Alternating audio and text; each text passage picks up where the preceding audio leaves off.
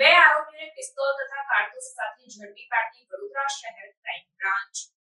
વડોદરા શહેર વિસ્તારમાં બનતી ગુનાહિત પ્રવૃત્તિઓને રોકવા સારું અને આવી ગુનાહિત પ્રવૃત્તિઓમાં સંડોવાયેલ આરોપીઓ વિરુદ્ધ કડક અટકાયતી પગલાં લેવા સારું પોલીસના ઉચ્ચ અધિકારીઓ દ્વારા જરૂરી સૂચન અને માર્ગદર્શન આપવામાં આવેલ હોય, જે અંતર્ગત વડોદરાના વેપારીને ફોન કરી 1 કરોડ રૂપિયાની માંગણી કરી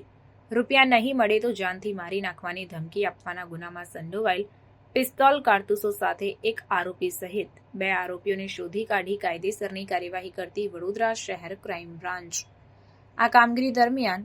રામનિવાસ ઉર્ફે શ્યામ ભંવરલાલ બિશ્નોઈ અને પ્રહલાદ ઉર્ફે પીપી માંગીલાલ બિશ્નોઈ આ બંને આરોપીઓની ધરપકડ કરીને કુલ કિંમત રૂપિયા